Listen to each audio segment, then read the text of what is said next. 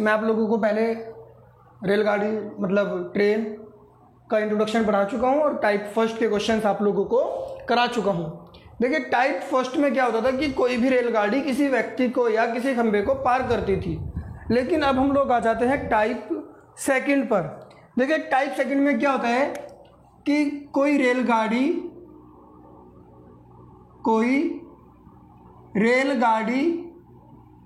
किसी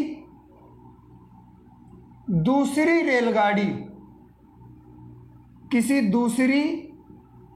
रेलगाड़ी या प्लेटफॉर्म या पुल या सुरंग को पार करती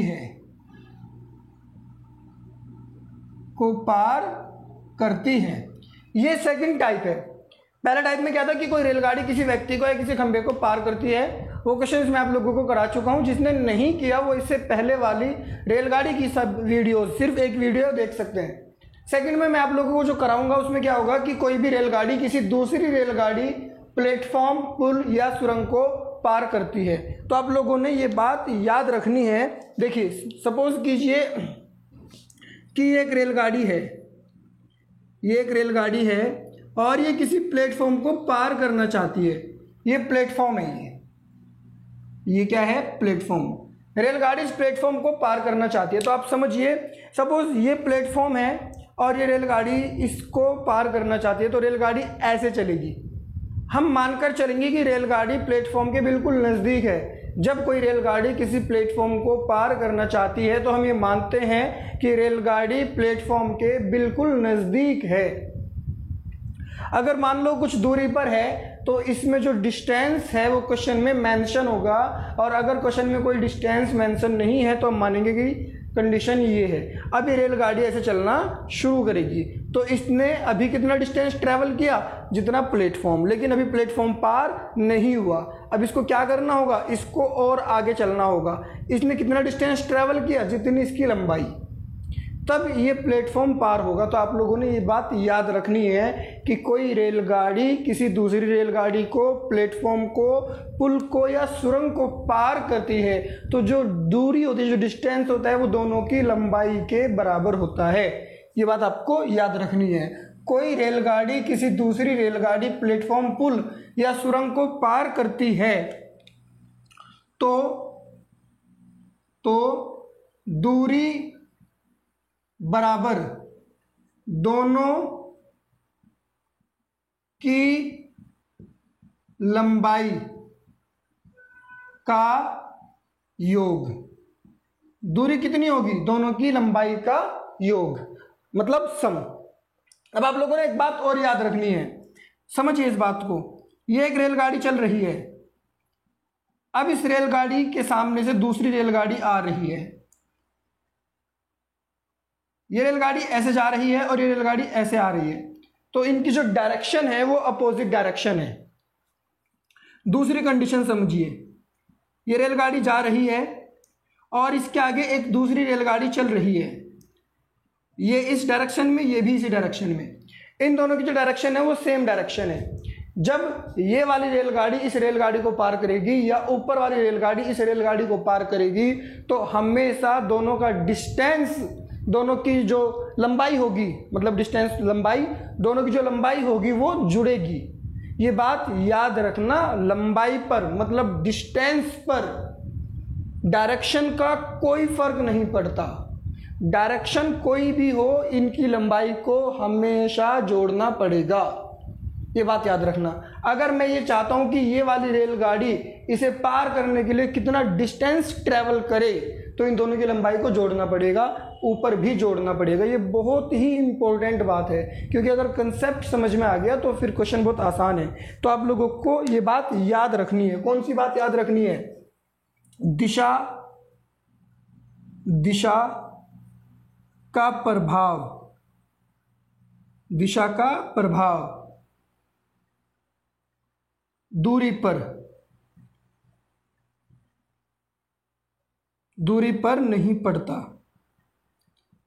किस पर पड़ता है, चाल पर। चाल पर पड़ता है। दिशा का प्रभाव दूरी पर नहीं पड़ता है, दिशा का प्रभाव चाल पर पड़ता है। कैसे चाल पर? सपोज कीजिए एक रेलगाड़ी है और ये सामने एक और रेलगाड़ी है, इसकी speed x kilometre per hour है, इसकी speed y kilometre per hour है, दोनों की डायरेक्शन सेम है, तो जो रिजल्टेंट स्पीड होगी वो x माइनस वाई होगी। इसके बाद एक रेलगाड़ी ये है, एक रेलगाड़ी ये है, इसकी डायरेक्शन ये है और इसकी डायरेक्शन ये है, अपोजिट डायरेक्शन। इसकी speed x kilometre per hour है, इसकी speed y kilometre per hour है, तो जो रिजल्टेंट स्पीड होगी वो x प्लस वाई होगी। अपोजिट डायरेक्शन में चाल जुड़ती है और सेम डायरेक्शन में चाल घटती है। इसके बाद ये एक रेलगाड़ी है, एक रेलगाड़ी ये है, इसकी दिशा ये है, इसकी दिशा ये है, इसका डिस्टेंस a मीटर है, मतलब इसकी लंबाई b मीटर है, तो जो इनकी लंबाई होगी टोटल वो a प्लस बी होगी, a प्लस बी मीटर।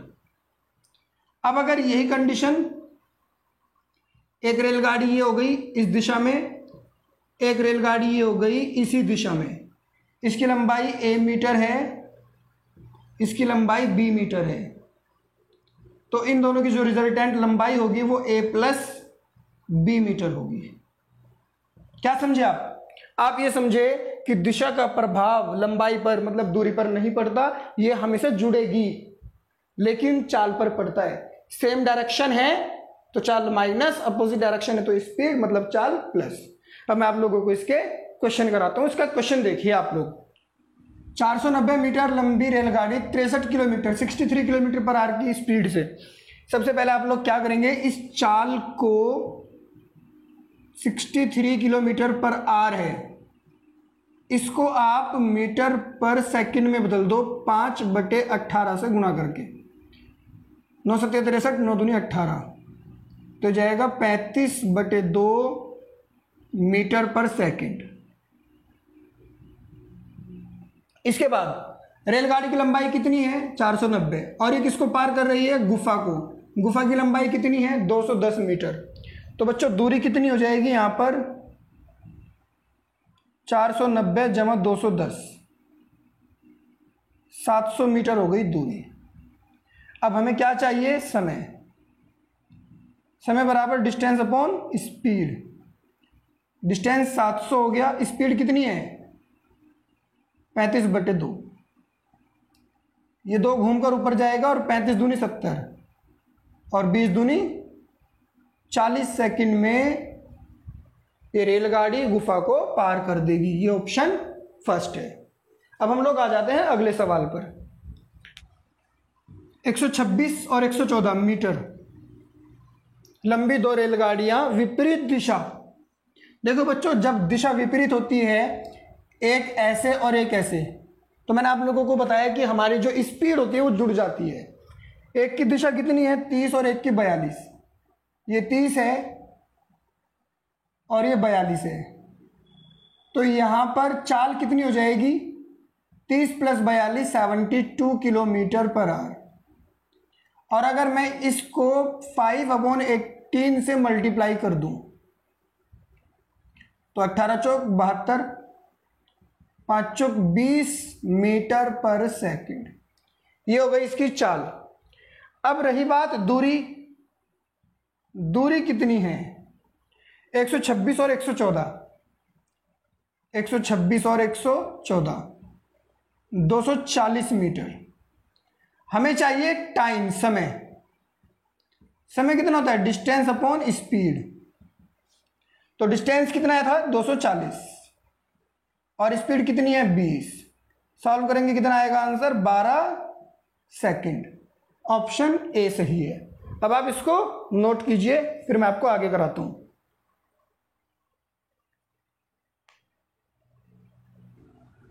अब आ जाते हैं हम लोग अगले सवाल पर। देखिए अगला सवाल। एक रेलगाड़ी 120 मीटर लंबे प्लेटफॉर्म को 12 सेकंड में पार करती है। तथा एक खंबे को 2 से ही 2/5 सेकंड में पार करती है। रेलगाड़ी की चाल और लंबाई ज्ञात करो। इसमें हमसे 2 चीज़ें पूछी है। देखिए अब ये सवाल थोड़ा सा कॉम्बिनेशन हो गया है कि रेलगाड़ी प्लेटफॉर्म को भी पार कर रही है और रेलगाड़ी खंबे को भी पार कर रही है। मैं इस सवाल को आप लोगों को 2 तरीके से करके दिखाता हूँ, आप लोगों को दोनों तरीके से समझ में आएगा। मैंने बोला माना, देखिए फर्स्ट माना रेलगाड़ी की लंबाई x मीटर। अब देखिए बच्चों, जब रेलगाड़ी खंबे को पार करेगी तो इसे सिर्फ अपनी लंबाई के बराबर दूरी चलनी पड़ेगी, लेकिन जब रेलगाड़ी किसी प्लेटफॉर्म को, पुल को, सुरंग को या दूसरी रेलगाड़ी को पार करेगी तो दोनों की लंबाई जुड़ जाएगी। फिलहाल आप ये देखिए यहाँ पर कि ये रेलगाड़ी x मीटर लंबी है और ये 120 मीटर लंबे प्लेटफॉर्म को पार कर रही है, तो कुल दूरी कितनी हो गई? x + 120। 12 सेकंड में पार कर रही है। ये डिस्टेंस हो गया और नीचे टाइम हो गया 12 सेकंड। बच्चों डिस्टेंस अपॉन टाइम क्या होता है? स्पीड। डिस्टेंस अपॉन टाइम रेलगाड़ी की स्पीड। अब यहां आ जाते हैं। एक खंबे को पार करने के लिए से कितना चलना पड़ेगा? जितनी इसकी लंबाई है, कितनी? x। 2 से 2/5 सेकंड में, 2 से 2/5 सेकंड में। ये डिस्टेंस हो गया और ये टाइम हो गया। डिस्टेंस अपॉन टाइम क्या हो गया? स्पीड। यहां पर भी स्पीड और यहां पर भी स्पीड, और स्पीड किसकी? रेलगाड़ी की। तो ये दोनों केस में क्या होगा? सेम होगा। अब यहां से हमें क्या करना होगा? हमें यहां से x की वैल्यू निकालनी है। देखिए x की वैल्यू निकालना कितना आसान है।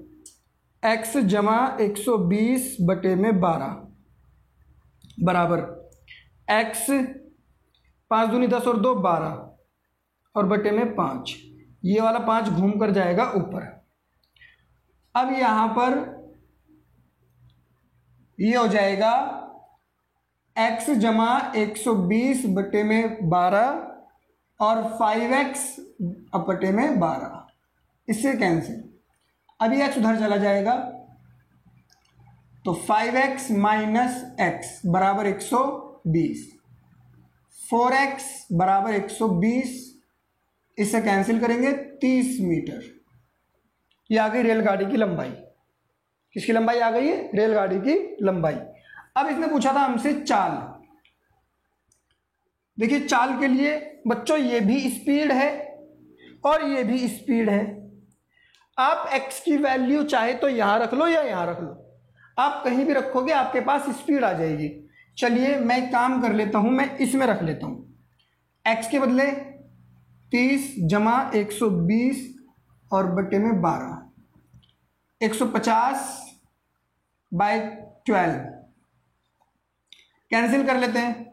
कैंसिल करेंगे तो 6 से, और 6 दूनी 12, 25/2 मीटर पर सेकंड। अब अगर मैं चाहूं तो इस 25/2 को 18/5 से गुणा करके किलोमीटर पर घंटे में बदल सकता हूं। 5 पंजे 25 और 2 नीम 18, तो ये कितना बनेगा? 45 किलोमीटर पर आवर। ये हो गई रेलगाड़ी की स्पीड और ये थी रेलगाड़ी की लंबाई। अब मैं इसी सवाल को आप लोगों को सेकंड मेथड से करके दिखाता हूं, बस आप लोगों को समझने की जरूरत है। देखिए ये रेलगाड़ी है बच्चों। रेलगाड़ी की लंबाई कितनी दी हुई है? 120 मीटर। सॉरी, रेलगाड़ी की लंबाई नहीं है, प्लेटफॉर्म की लंबाई 120 है। रेलगाड़ी की लंबाई तो हमें पता ही नहीं। चलिए प्लेटफॉर्म है, कितना है? 120 मीटर। क्लियर है? ये रेलगाड़ी 120 मीटर लंबे प्लेटफॉर्म को कितनी देर में पार कर देती है? 12 सेकंड में। अब यही रेलगाड़ी किसी खंबे को कितनी देर में पार कर देती है? 2 से 2/5 सेकंड में। मतलब 5 दूनी 10 और 2 12, 12/5 सेकंड में।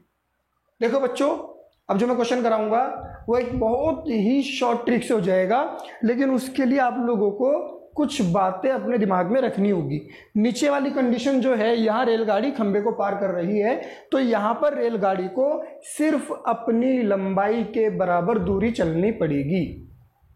सिर्फ अपनी लंबाई की, जितनी भी इसकी लंबाई है। लेकिन ऊपर वाले केस में रेलगाड़ी प्लेटफॉर्म को पार कर रही है, तो रेलगाड़ी को अपनी लंबाई और प्लेटफॉर्म की जो लंबाई है दोनों के जोड़ के बराबर दूरी चलनी पड़ेगी।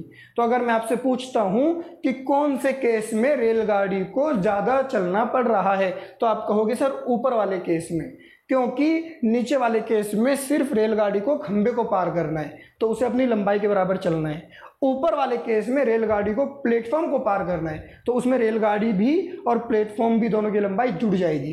तो ऊपर वाले केस में ज़्यादा लंबाई, ज़्यादा दूरी चलनी पड़ेगी।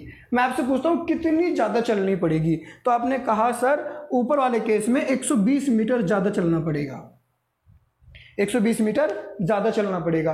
अब मुझे ये तो बात समझ में आ गई कि ऊपर वाले केस में 120 मीटर ज़्यादा चलना पड़ रहा है। अब मुझे एक बात और समझ में आ रही है कि तभी तो यहाँ पर समय ज़्यादा लग रहा था, यहाँ समय तभी तो ज़्यादा लग रहा है। इससे क्यों लग रहा है ज़्यादा? क्योंकि यहाँ 120 मीटर ज़्यादा चलना पड़ रहा है। तो कितना ज़्यादा लग रहा है बस ये देख लो, कितना ज़्यादा लग रहा है। 12 सेकंड में से 12/5, इसके नीचे माना 1, एलसीएम लेंगे 5 आएगा, 12 पंजे 60 -12, 48/5 सेकंड ज़्यादा लग रहा है। इतना समय ज़्यादा लग रहा है कितनी लंबाई की वजह से? 120 मीटर की वजह से। तो सवाल खत्म हो चुका है। मैंने बोला था ना बस कहानी समझ में आ जाए तो सवाल तो खत्म है। तो देखो बच्चों, चाल क्या होती है? Distance upon time. डिस्टेंस कितना है? 120। टाइम कितना लग रहा है? 48/5, 48/5। क्लियर है? अब देखिए, ये 5 घूमकर चला जाएगा ऊपर, 120 × 5 और बट्टे में 48, 24 दूनी 48, 24 पंजे 120 मीटर पर सेकंड। तो ये हो गया 25/2 मीटर पर सेकंड। अब अगर मैं इसको किलोमीटर पर घंटे में बदलना चाहूँगा तो किससे गुणा करनी होगी मुझे? 18/5 से। 2 × 18, 5 पंजे 25 किलोमीटर पर आवर। तो ये कितना हो गया? 45 किलोमीटर पर आवर। ये हो गई रेलगाड़ी की चाल। कुछ भी नहीं करना पड़ा मुझे, कोई एक्स नहीं मानना है। अब जब मेरे पास रेलगाड़ी की चाल आ ही गई 45 किलोमीटर पर घंटा या फिर 25/2 मीटर पर सेकंड, अब मुझे रेलगाड़ी की लंबाई भी चाहिए, मतलब मुझे दूरी चाहिए। तो रेलगाड़ी किसी खंबे को पार करने में कितना चलेगी? अपनी लंबाई के बराबर। तो खंबे वाले केस को उठा लो आप। चाल कितनी है? Speed into time. चाल कितनी है? 25/2। टाइम कितना है? 12/5। 2 × 12, 5 पंजे 25, 30 मीटर। तो ये सवाल सॉल्व हो चुका है। इसका ऑप्शन कौन सा सही है? ए सही है। क्लियर है? अब हम लोग आ जाते हैं अगले सवाल पर। 50 किलोमीटर की चाल से जा रही रेलगाड़ी द्वारा सफर कर रहा एक व्यक्ति। देखिए, व्यक्ति रेलगाड़ी के अंदर बैठा है। मैं आप लोगों को इसका डायग्राम बनाकर दिखाता हूँ, जरा ध्यान से समझना। आप लोग यहाँ समझने में आप लोग दिक्कत कर सकते हो। ये एक रेलगाड़ी है और इस रेलगाड़ी में एक व्यक्ति बैठा है। क्लियर है? यह अनुभव करता है कि उसकी विपरीत दिशा से आ रही, मतलब अगर रेलगाड़ी इस तरफ जा रही है तो एक विपरीत दिशा से गाड़ी आ रही है, इस दिशा से आ रही मालगाड़ी। अब मेरी बात को समझिए, जब ये मालगाड़ी उसे 9 सेकंड में पार कर जाती है, किसे? व्यक्ति को पार करती है, व्यक्ति को। इस वाली रेलगाड़ी को पार नहीं करती, ये बात याद रखना।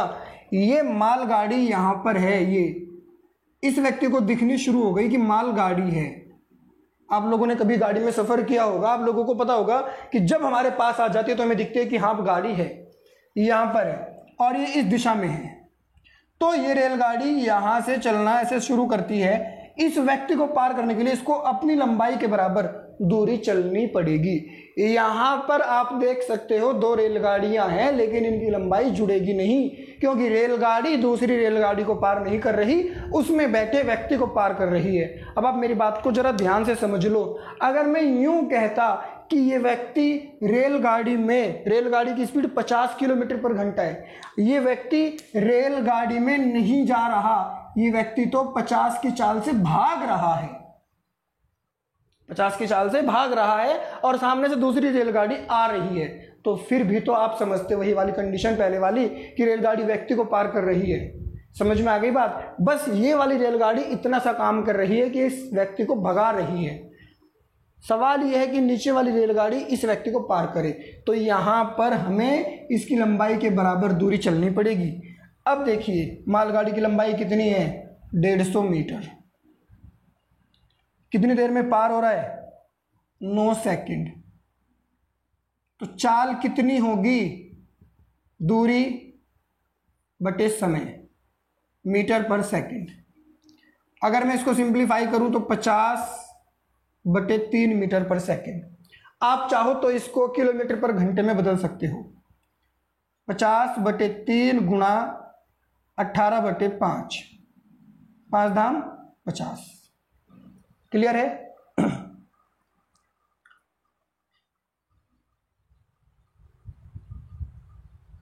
और 3 छिंग 18, तो कितना हो जाएगा, 60 किलोमीटर पर घंटा।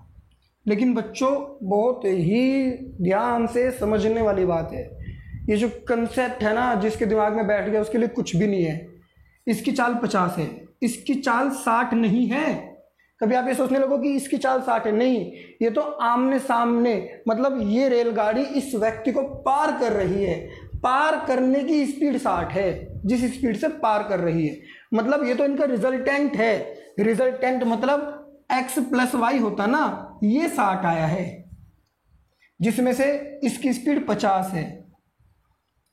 इसकी स्पीड कितनी है, 50, तो इसकी स्पीड कितनी हो जाएगी दूसरे वाले की, 10 किलोमीटर पर घंटा। ये आपको समझना है।